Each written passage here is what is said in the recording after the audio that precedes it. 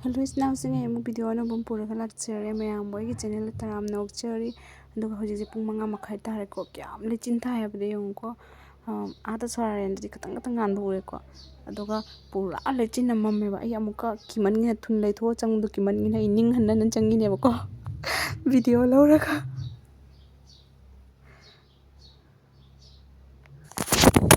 ma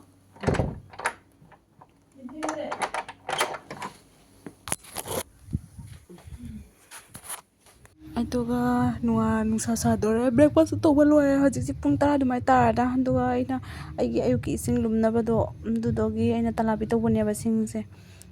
sing yam thau sing yam changi ba ko sing afaba upi ne aina loi thadong loi adugi macha macha ma mana ka thamba se adu aina saina fazana semdo ga khai doine ba ko adudi ma ma khata yam minarsi hoi ko lei hui yu thoi ye hui thoi ra kana do na thoi ra ngani ma na lam aman na am chana pam akan lu jalo ba do ha lu jado ba kana han lu jen to long han lu jai ro akoi hu yemai to na ming thoi yo bra oi view phajai ton bo देखो guys देखो ना guys देखो ना सिंग तप हो रहा है थबक लोरपदा lunch चाबा मतम यौरे सो मैम हवाई थोंबा इरोंबा सिंजू नेने ओइना वाई खुथोंबा पिरे अदुसु दो इरोंबा पुथोकदा वाली सिंजू यादा मथल मैम ले सिंजू हामनबा अदुदि मैम खता यमिनारसी अदुगा लंच तब लोरगा कोइ चिनाव मैम पुल्ला कन्ना केरे बको कैसुम लैतबिदा केरिने बको नुपी हाइबा नुपी सिंजे नुपी नता मरी लेसलाबनिना नुपी हाइदि केबा याम पामजेको दुई आई अचौबा हाइरे मचा हाइरे लोइना पामेको केबा हाइबदि नुपी बोरदि अदो कोइ हम कैम रिजन लेतबिदा फोटो कापो वीडियो लौरेको सुम केसनरिनि तौनरिनि अदुगा सोमदाना तौनरि सिं सोमदासु तौइसिं फिगा होंदोकनारागा मनुंगा है मनी सुमाने चिनाव जामबगी से यब मैम दुबाई मचिनजे मसिसि जेबो अदुगा मैम हजिसे नुंथिलगी पुंग मरी मखाइ दुमाइ तारे को वेदर से फजना फजलक्तरेबा लेचिल थाजले दुगैदि नुंसिना कन सिकट पिदु दुमाइ तौरक्तरेबा को अदुगे अखोइसु एनआईटी सोमदा मोमो चाबा चटकने ने वेदर से नुंगाइने अदुगे अखोइ लोइसले अतदि इमानबी सिंगाइरे इमानबी जतोइने बको मखता यम सिसि यमुनि एसिलिसे अस कांगन सिलि अखोइ अबेमागा मोतागा मांगदा सिदु कांगन सिलि सा सा थबि स्लाइदु तुवनि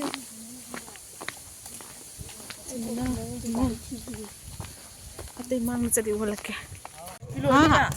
किलो अनि ना करी बोले रखो ता इदु चाइबा कोइ जिन किलो अनि नो ओवर तसिल थारे दु खगा हरि हयन रि खरा प्लान ता माइन था माइ आई याम चारि मोय नि तै चाइ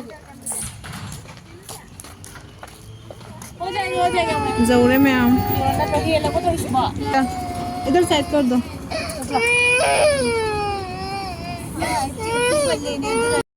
ऐसे फुट फजा मनि लागा ऐसे खनाव सुमाइ फाजला लाए बसिन पुंथि थियर लेबको आई खनाव से खरा नाबगे फाजला ला इनि बको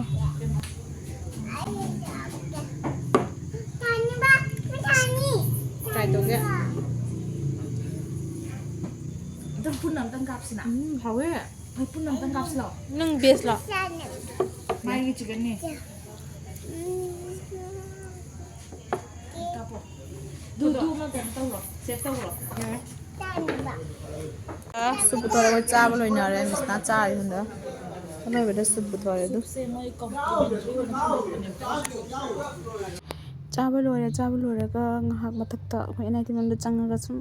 angang che moi imanbi angang macha se adu je ngah ko helu se na khoi dum wak oi boina ingbu do ko do ka khalure ba ko sondagi sige ka khala sondai hangrane ba son machi da haina ha मैं ऐसा सोना सुनते खिला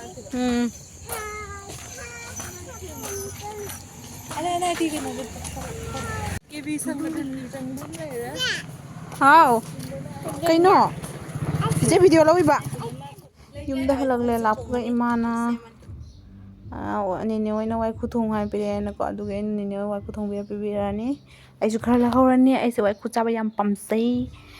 ꯑꯗꯨꯗꯤ ꯃꯌꯥꯝ ꯃꯈꯥ ꯇꯥꯅ ꯁꯨꯝ ꯌꯦꯡꯃꯤꯟꯅꯔꯁꯤ ꯊꯣꯡꯒꯗꯣꯏꯅꯦꯕꯀꯣ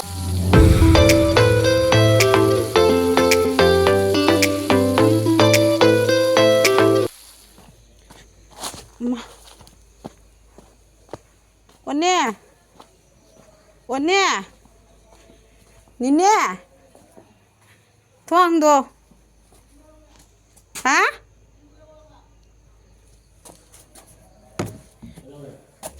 The next day. 통는 자리죠. 통는 마음 이제 그냥 와이쿠 통바도 짜르가 봤나 하우스 하우크도 비디오도 카포너레바 짜베도 도 ngasina ngasi de video se amata namdreba aduga aina nungthin noiramgiko imanabina achapot cha ana ngasi se ko adumaina moida charse ana chaga thakse ana kokpako ado lobab su mela charse dugi imanabigi jumduga lae laga duga mayam chan duri mayam khatan sum yengminarasi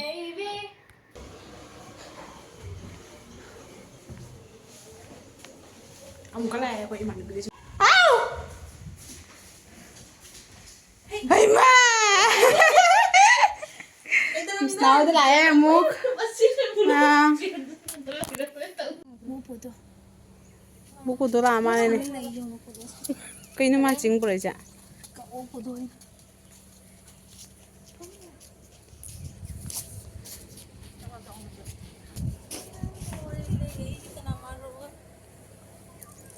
Krishna da lai re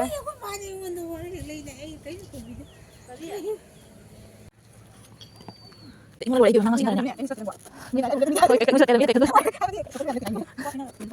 야, 그치? 와서 이거 반디. 나가리 이러는 거 내가 봤다. 마 우리 엄마가 미야 올라는데 올라는데 유튜브 얘기 얘가 내가 한데 그러는데. 자, 잡을 여기 있어.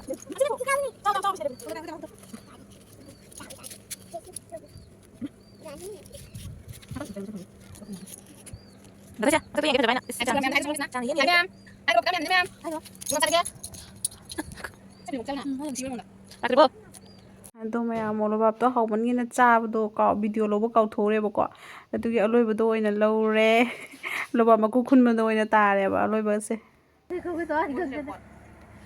ko bare nai daina mayam nini na special oina thore koi special thore nini na ma semaga fry toraga nini na style amda semaga thore yam hawrni ba hausu yam hawi chabada ado mayam chatarage makha tana sum yengasi 잠깐만, 제 쪽내네. 자 그래 자, 괜찮아. 뭐다? adu mutungna mayam mama jare to chije ko saije cricket tournament to yebako adugi siga pura chauna field sema lai dang chiyo ko mayam makha ta yemnarsi adu lai re momo gi du anh nga si bread pakora sa sa. Krishna khong thad banung ai bro khong thad banung ai bro oily momo to ani Mai siga. oily momo sin winning on de kapanina mirum tare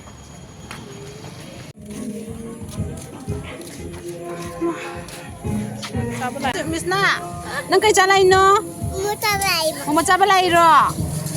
oh ꯑꯗꯨ ꯃꯌꯥꯝ ꯍꯧꯖꯤꯛꯁꯦ ꯍꯜꯂꯛꯏꯁꯤꯒ ꯐꯖꯅ ꯁꯦꯝꯃꯦ ꯃꯣꯏ ꯁꯥꯟꯅꯕꯒꯤꯁꯤꯀꯣ ꯃꯣꯏ ꯀꯩꯅꯣꯗꯒ ꯊꯦꯠꯅ ꯊꯝꯃꯦꯕꯀꯣ ꯐꯖꯅ ꯏꯔꯒ ꯃꯣꯏ ꯁꯨꯃꯥꯏꯅ ꯐꯥꯔꯁ ꯄ꯭ꯔꯥꯏꯖ ꯁꯦꯀꯦꯟ ꯄ꯭ꯔꯥꯏꯖ ꯑꯗꯨꯃꯥꯏꯅ ꯊꯝꯃꯦꯕꯀꯣ ꯄꯩꯁꯥ ꯐꯪꯗꯣꯏ ꯃꯥꯜꯂꯦ ꯃꯣꯏꯁꯦ ꯑꯗꯨ ꯃꯌꯥꯝ ꯃꯈꯥ ꯇꯥ ꯌꯦꯡꯃꯤꯟꯅꯔꯁꯤ ꯌꯨꯝꯗ ꯍꯜꯂꯤ ꯍꯧꯖꯤꯛ